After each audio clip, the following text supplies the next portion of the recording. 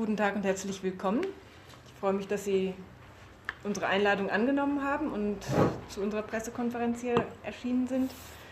Ich bin also Nicole Luzer, die Verlegerin von Luzarpublishing, und ich habe diesen Titel, ich erzähle Ihnen jetzt einfach kurz in wenigen Sätzen, wie ich dazu gekommen bin, das Buch und überhaupt einige noch weitere Titel von José Rodrigues dos Santos zu veröffentlichen, bevor er Ihnen dann einfach mehr direkt über sein Werk und die Entstehungsgeschichte erzählt. Einfach ganz kurz, ich bin im Frankreich-Urlaub, musste ich mich innerhalb weniger Sekunden für ein Buch entscheiden, weil ich Nachschublektüre brauchte, und habe dann ganz spontan auf ein sehr ähnlich gemachtes Cover wie dieses hier gegriffen, auf dem jetzt übersetzt die Gottesformel, La Formule de Dieu, als Titel stand. Mich hat auch die Kombination aus Einstein, Gottes und Formel sehr interessiert. Ich hatte, wie gesagt, wenig Zeit, der Laden schloss. Ich habe mich dann spontan in das Buch und in den Inhalt verliebt und bin dann eigentlich sehr, weil ich das Buch auch gerne in Deutsch verschenkt hätte, auf die Idee gekommen, ja, wenn es das noch nicht gibt, dann muss ich es eben selber machen. Habe mir dann mit den Lizenzgebern mich kurz geschlossen und wir sind uns einig geworden, dass auch ich als kleiner Verlag, es gab übrigens dann noch einen größeren Interessenten, aber die Entscheidung ist dann zu meinen Gunsten gefallen, weil der Wunsch war, lieber einen kleinen engagierten Verlag als einen Verlag, in dem ein Titel von 100 nur irgendwo veröffentlicht und nicht weiter promotet wird. Ich habe dann aber, weil ich bisher nur Sportbücher verlegt hatte, also es war für mich nicht völlig neu, Bücher zu verlegen, aber in einem Sportbuchverlag hätte ein Roman nun wirklich überhaupt keinen praktischen Bezug gehabt. Von daher habe ich dann mit Luzarpublishing ein neues Imprint gegründet und werde auch künftig noch weitere Titel verlegen. Im Moment ist wirklich jedes Jahr ein Titel geplant. Der nächste ist also für Leipziger Buchmesse 2018 angesetzt, der Schlüssel des Salomon. Und ansonsten will ich noch kurz zum Titel sagen, eben das Original hieß A Formula de Deus, zu Deutsch also die Gottesformel. Und im Roman selbst kommt auch ein sogenanntes Manuskript, die Gottesformel, vor. Es wäre also durchaus naheliegend gewesen, auch im Deutschen die Gottesformel als Titel zu nehmen. Allerdings war der schon vergeben, sodass doppelte Verwendung eines Titels wäre nicht wirklich wünschenswert und auch nicht sinnvoll gewesen, sodass wir uns dann für Einstein Enigma entschieden haben, wie es auch schon in anderen Sprachen ähnlich genutzt wurde, im Englischen unter Umständen beispielsweise. Und ja, die Verfilmung ist, glaube ich, schon, also zumindest sehr konkret geplant, wird demnächst begonnen, und da wird es dann auch vermutlich The Einstein Enigma heißen. And now we'll go to talking English. It's okay. José who's going to tell you something about the idea of his book and what it's all about. Okay, guten Morgen. Entschuldigung, aber ich spreche nicht Deutsch. We're talking about the Einstein Enigma. It's a book that I came up with the idea of writing this book in 2006. The idea came up in a beach in Brazil. I was watching there was a boy reading a book called The God Particle. It's a book on physics. He was reading in English. He was a Swedish boy, by the way. And I said, well, what kind of book is that? And his father told me, well, it's a book on physics. Okay. But then I thought it would be interesting to know what did science discover about God. It really piqued my interest. Also because I did my PhD dissertation at the university, and I had touched the subject when I dealt with quantum physics and general physics and mathematics. So, and I knew that some things that had been discovered by science were relevant to the question. And I thought, this should be an interesting book to write. I have to explain to you one crucial thing is, my books, what I call the real mystery books, are books that they have a fictional story, but the mystery within the book is a real mystery, okay? So I have, for example, one book is called The Codex. It's about the mystery of the identity of Christopher Columbus. It's a real mystery. Even today there is a big discussion between historians about who Christopher Columbus was. So I wrote this book. So with a fictional story, I tell true information. If you read a book by Agatha Christie, for example, Murder on the Orient Express, this will be a book about a mystery that never took place. It's out of her imagination. Here, the concept is totally different to general fiction. It's a new concept of book, a new concept of novels, really. It's a mystery story, fictional story, but the mystery within it is a real mystery. All the information you read about the subject, in this case, scientific discoveries regarding the existence of God, these are real discoveries. They are not out of my imagination. I did not change the facts, okay? I changed the fiction to serve the non-fiction. So there is a fictional story which involves the nuclear crisis with Iran and the Americans trying to stop the Iranians to build the bomb, and of course we know this is a real ongoing political subject. But there is a fictional story here regarding that espionage environment. That's fiction. But when the character, the hero, which is Thomas, when he gets involved in mystery, then he comes across the real discoveries of science, okay? And so, of course, I call this not pastimes, the concept of pastime. I read a book to pass time. I call them gain time, because while you pass time reading a novel, which is a page turner, you learn true things about science, philosophy, politics, economy, history, whatever is the subject of the book. Here is science and philosophy, really. And it's interesting now, we're going more into the subject of the book.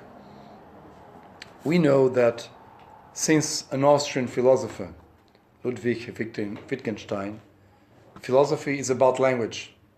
In the past, philosophy was about the real issues of existence. Why do we exist? What is the purpose of life? And stuff. Since Wittgenstein, philosophy changed its field to language, because the real philosophical things are being discussed by scientists, mathematicians, physicists. That's where the real discoveries are. And philosophers, they cannot understand the mathematical formula, so they've changed to the language area. So it's interesting, because scientists, they make these discoveries, but they do not have the philosophical background to really understand the consequences, the philosophical consequences of what they are discovering. So what I was trying to do, there is nothing new in the book, if you look at it. And on the other side, everything is new. When you read the book, what I make is I connect the dots. Everything that was discovered by physicists, some of them Austrian, like Schrödinger, others, from many other countries, and they are separated, and we try to link and understand what does it mean. Now, it turns out that there is a bunch of discoveries that are really relevant to the issue of God. Now, when we talk about God, first we have to settle from a scientific point of view, what are we talking about? Because when we talk about God, we imagine the God of religions, okay? So either the Bible or the Quran or whatever, you imagine something. A lot of people imagine an old man with beard and who's looking at the world and listening to our prayers. That's part of what a lot of people think. But if you take a telescope and you search the night sky, you will not find such a man anywhere. It's not there, okay? So science, if you're imagining the God of the Bible or the God of the Quran or whatever, science did not discover him, okay? So when we are talking about God, what are we talking about? We're talking about two things in the universe. First, intelligence. Is the universe intelligent? Yeah, sure. Just look around you. Look at, for example, the energy in the sun is caught by the plants, okay? And then the animal comes and eats the plant. And so that energy from the sun, which is caught through photosynthesis by the plant, goes to the animal. And we eat the animal, so that same energy comes to us. This is very clever. It's a very clever system that nature has.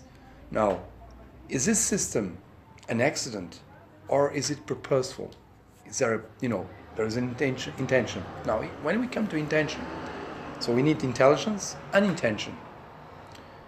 We can prove very easily that the universe is very intelligent. The way everything is organized is very, very clever.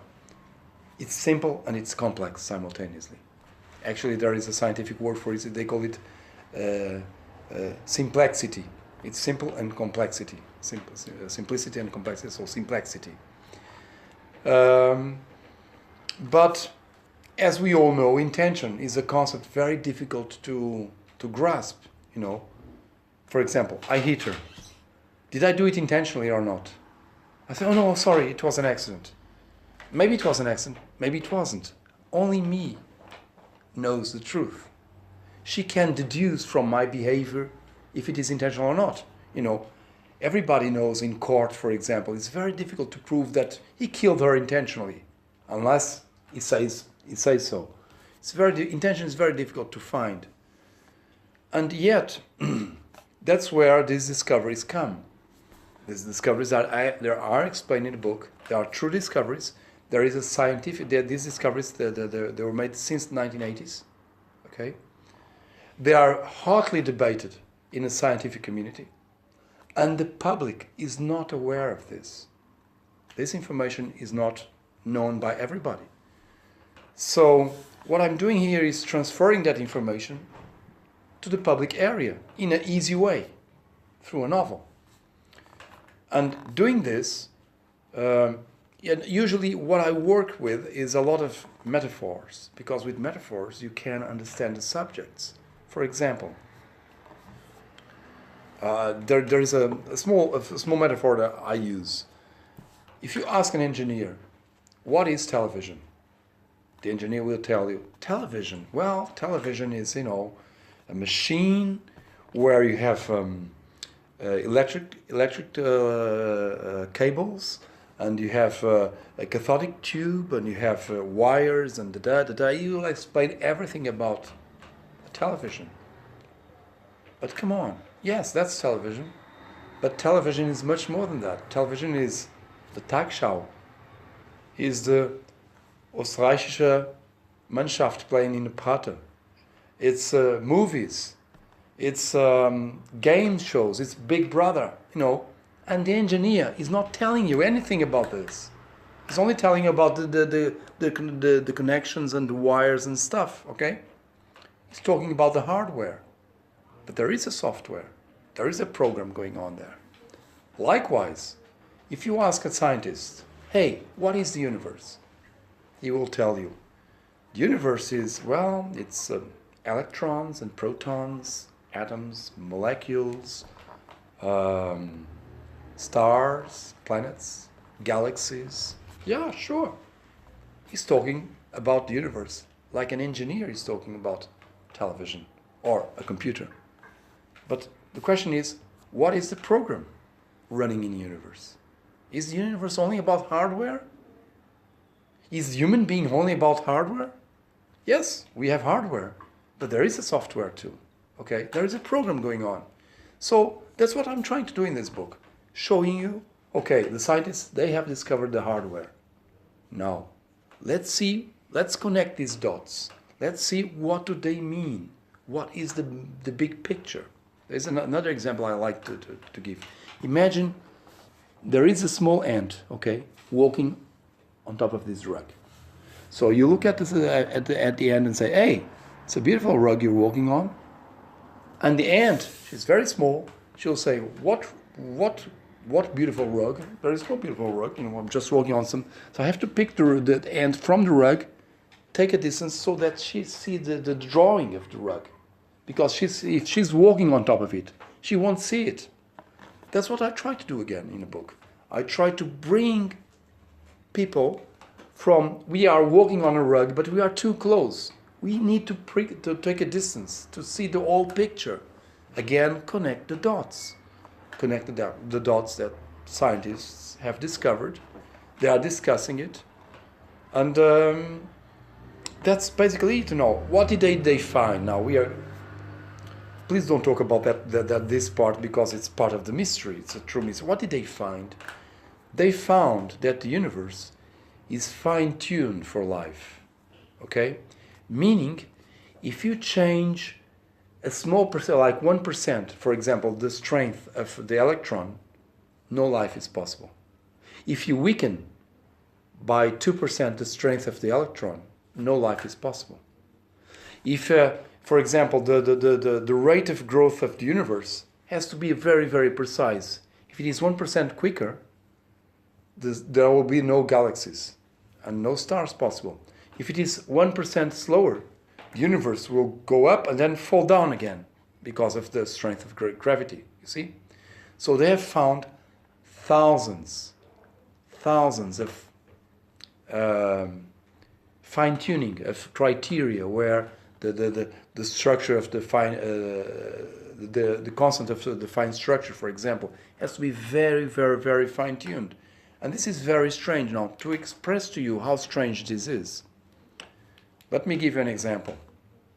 Suppose I am in Lisbon, okay? And I buy the lottery. And I win. Yeah, I won. I'm very lucky. It's not very probable that I'll ever win the lottery. But someone has to win the lottery. It's happening every week, so someone is winning. So I was the lucky one. Good for me.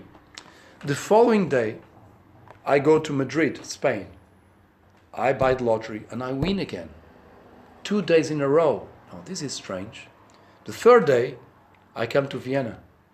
I play the lottery and I win again. Do you know what happens? The police will arrest me because they know there is a fraud going on. You cannot win on 3 days consecutive. They know it's intentional. Now, with these discoveries, they are finding the fine-tuning. It's like winning 1,000 lotteries every day, simultaneously. It cannot be an accident. It's too crazy for this fine-tuning to happen. So that's why how we proved it's intelligent and it's intentional. Maybe it's not the God of the Bible or the Quran or whatever. Okay, that was created by human beings. Okay, it's mythological books, but there is actually something going on, and this is being discussed by scientists. Nobody's talking to you about this, but this is being discussed. It's called an anthropic principle. There is a big debate among scientists because scientists are rationalists. They don't want to open the door to metaphysics, because if they say, well, yes, it's intentional, then a whole bunch of questions begin. It's intentional. So who is intentioner? So then but it is a big discoveries with huge philosophical implications, and that's what Das Einstein Enigma is all about. It's a novel, it's a mystery novel, a espionage story, and but the mystery within it is a real mystery, and it's a mystery that has a lot to do with our lives. Why do we live? Why do we exist? To eat sausages in the Schweizer Haus? To watch the österreichische Mannschaft playing? Why do we live? This is a big question. And of course, if the universe is an accident, it's just big luck. So there is no purpose in life. We just exist it's an accident. But if the universe is intentional, then there is a role we play. We may never learn what that role is, but nothing is by accident. And actually, that's something a lot of physicists, they say. When they discover something in physics, they will always find a role for that something to play in a big scheme of things. There isn't anything in physics that is just there, like an appendices. in biology? Blinddarm? Appendices? Blinddarm? Yeah, well, which has no purpose. No, everything in Okay. physics has a purpose, okay? Everything in physics that exists, it has a purpose. Even in mathematics, it's very interesting. For example, you look at, they have this, they call them Riemann procedures in mathematics or whatever. And it was created like 100 years ago out of a mathematical game. And in fact, it had no purpose, no relation to reality. And in fact, Einstein used that to make the calculus of relativity. So it actually, that thing that they thought it was only a game in mathematics, it does have a purpose. Or ellipses in geometry. They thought ellipses, oh, there is no ellipses in nature. It's just a mathematical concept. Eventually they found out that planets, they have an elliptical movement around the sun. So even in mathematics, things that seem to have no purpose at all, when you dig deeper, you suddenly find that purpose there. So this is really connecting the dots, and that's what I try to do in this book. Just to tell you a few things, not now about the content of the book, but the book in general. It was published in Portugal originally in 2006.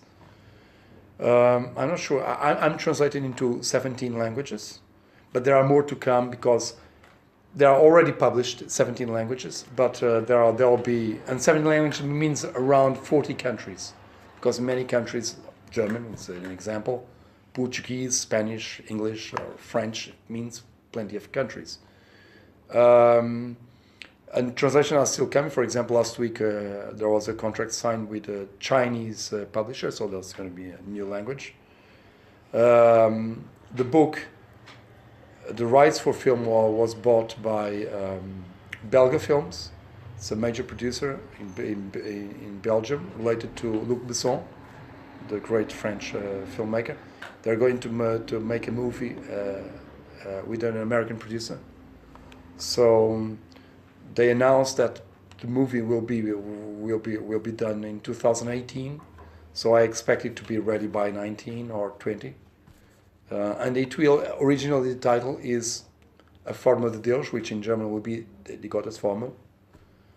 But the film will have the title Das Einstein Enigma. That's why Nicole... It's a title in English. It's a title in English, it's true. I have it. Oh, okay, so you have it, so good. So they're using that title. And the reason is not using the original title, but the English title, is because the film is going to have this title. Finally, to the German language, I had offers from Bertelsmann and Luther. Why, I did this crazy choice. Everybody would choose Bertelsmann. I chose Luther. Why did I do it? Because I like small publishing houses. I work a lot with small publishing houses, and I like cooperating with them. It's more, I don't know, that there is something more special about small publishers, and I hope that the book works in German language. I know that in Austria it's doing very well, and yeah, that's it. So I'm very happy to be here, and I take your questions if you have ones. There's no question. As I told you, I read it. So You read it in English, yeah, right? yeah, I read it in English. Okay. So I was just curious how it is translated, because it's not obvious, because it's quite difficult, the whole stuff to transpond it. But already English is not the original language. Yeah. You wrote it In Portuguese. Yes, well, I'm very confident about the English translation because I can read English, so I read it, and it's okay. But the translation was taken directly from Portuguese, as it should be, actually. Mm-hmm. The translation is not too complicated in a sense, that I avoided the technical jargon, I mean, you have to know some basics of science. You can't read the book if you don't understand what an atom is, for example, okay? So usually my books, they work very well in educated markets. People where, for example, Eastern Europe, they are very successful. A lot of people there is educated. In Brazil, it did not work out because the level of education is not so high. So it requires a public which wants knowledge really, because it's, as I say, it's a game time. It's not a pastime. You know, you pass time, you entertain yourself reading it, but you learn things about. Usually they bring about big discussions, my books, in families. You know, people. I know, for example, this book. There was a fan club created in Italy and another one in France, just because of the book. The book was published in France. I think it was in 2012, so that was 5 years ago. And some weeks ago, I went to Canada, French Canada, Montreal, and the book was in number 4 in a top best-selling top of the pocket books. Now this is 5 years on. You know, it's crazy. 5 years on, it's still on top 10. It's number 4. So it was crazy. So it's a long seller. It really is a book that brings about a lot of discussion among people. People who read it. And the power of it is usually by word of, you know, people read it and they advise other people to read it. That's the most powerful way of reaching. And it's really a book of philosophy, which tries, through science, we try to understand how the world works, and that's really the subject of the book. Now I have other books, for example. I remember there is one book I have published in German called Die französische Geliebte. Now that's a historical novel. Now here, translation is complicated. Why? Because some of the characters, for example, it's a story that takes place in the Great War. The Portuguese had two divisions fighting alongside the British in France, because the British are our oldest allies and stuff. And it's an old story. And you know, they were in the trenches. And I was trying to tell a bunch of stories which are very interesting to know. That usually you don't find in war books. Like, it has nothing to do with this, but it's funny to talk about this. For example, they had the Germans in front of them, and they had hours where they would fight.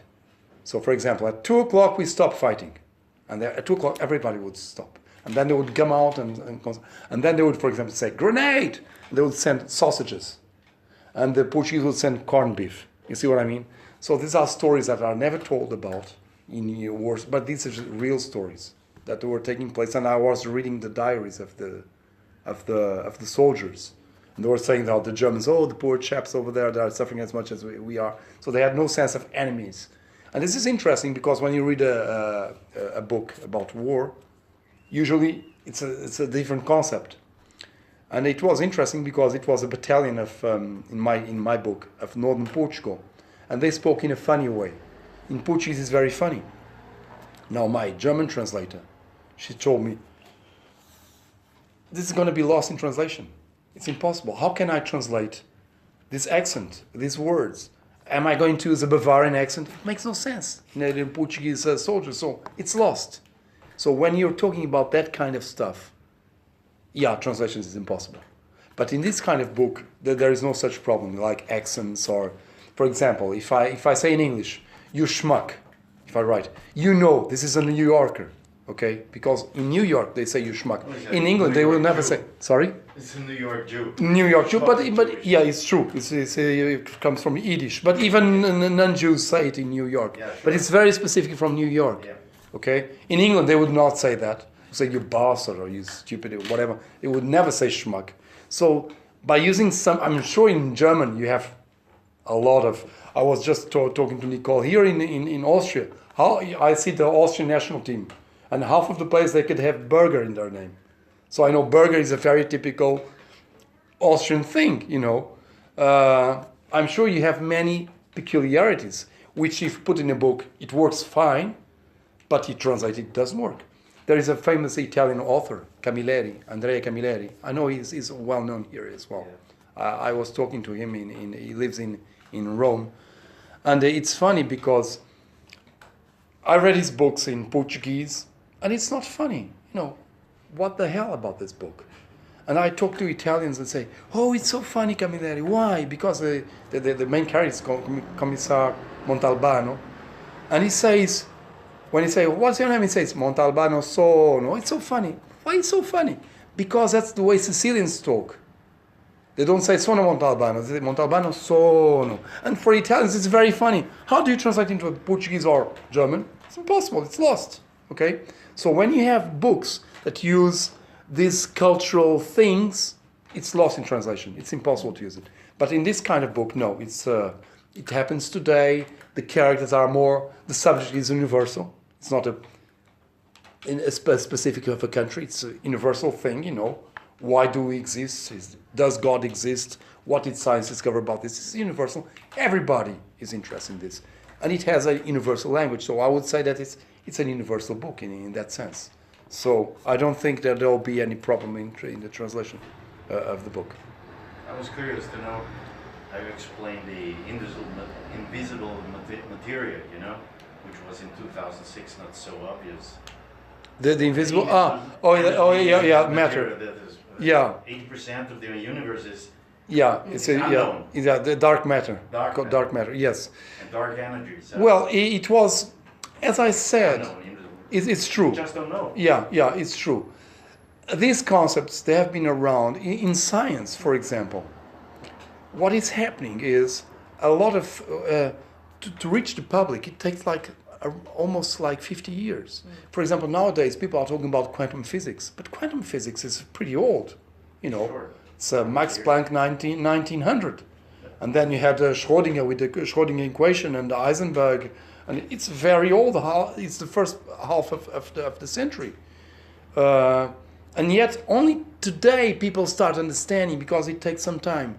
Now the dark matter thing, it was around. As I said, there is a lot of things going on now. For example, Stephen Hawking. At the end of the book, it explains it more or less. Yeah, it gives the scientific. It's true. It's true. It's true. You're raising an important point to say. It's a fiction, everything, but in the end, the final chapter. How do you call that in German? Let me see the final chapter. How do you call it? It's Schlussbemerkung. Okay, the Schlussbemerkung is a final note where I explain in a small essay, small article, the concepts, the non-fictional concepts behind the book. I do this in all my real mystery books, so that people, when they read it, they start saying, is this true or is this his imagination? And in this final chapter, I explain the main points so nobody is confused about what is. And it's interesting. I have, in France, for example, I had the wife of a famous French artist, Floch. She told me, I read your book, and after reading your book, I went to the library, to the bookshop, and I bought all books about science, because I had no idea of these discoveries. And then she started to learn from so it's sort of a window opener. And actually, in many countries, it's advised in school to encourage students to be more interested in science, because it really appeals to the mysterious side of science, the philosophical, what is of consequence to us. We talk about gravity, but what does it mean really to understand? Now Sorry? it's proved. Yeah, sure, I know. Since last year. I know. I know. That they come up with all these discoveries, that the space is curved and stuff. So it's being advised in schools, really, the book. And this is, for an author, it's a major thing. For example, last year, November, I went to Bulgaria. And they took me to a Burgas University, that's in the Black Sea. And they have a course of Portuguese there. So I went there and I delivered a speech. It was 40, 50 students. And then I said, why are you learning Portuguese here in Burgas, in Bulgaria? And they said, because of your books. The assignment. people are so thrilled with it that they want to know the language. So it's amazing how with books you can reach to different people. I had, for example, with this book, a very interesting email I got from a French reader. He said to me, you know, I live in Bretagne, you know, if France is like the nose, it's the coast area. And he said, I had a depression. I was a deep depression. And then I decided to do a solitaire travel in a small ship to the Azores, from France to the Azores, alone. I went alone, I had some food, and I brought you a book. And you know what? When I ended the trip, I was not depressed anymore. Why? Because your book answered all the questions that were behind my depression. And so it became sort of therapeutic. So it's that's an unintended consequence of the book. So books really, they can develop into things. Some of them are predictable, like movies, and some of them are totally unexpected. Like, you know, yeah, the guy is okay after he was sick, or the guy who decides to create a course of Portuguese because he likes so much the books, and you never know where the book will take you. But it's a journey, really. Let's see where it takes me in Austria.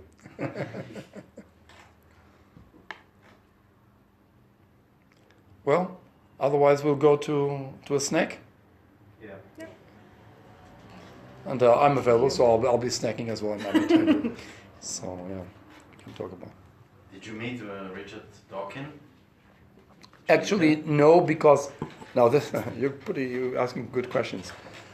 I'm actually now writing a book where I tackle the same subjects, but through biology.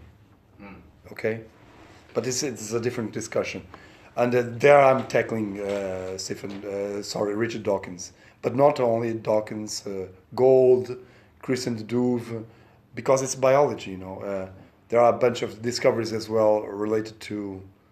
Concerning God, I mean, you know. Yeah, he wrote The God Delusion. He wrote The God Delusion. Exactly. Yeah, but there is a thing. There is a debate going on in biology. You know, in physics. Do you know the two clouds conversation by Lord Kelvin? In 1900, Lord Kelvin, he said 1900 or close to 1900, maybe 19th century. He said, physics is completed. Okay, it's Newton physics. There are only two small clouds. Okay, it was the whatever experiment, Richardson experiment, I think, and it was the black box radiation problem, which was not in accordance with Newton's laws. But everything else is sorted out. It turns out that Richardson's experiment gave rise to the relativity. And the black box radiation problem gave rise to quantum physics.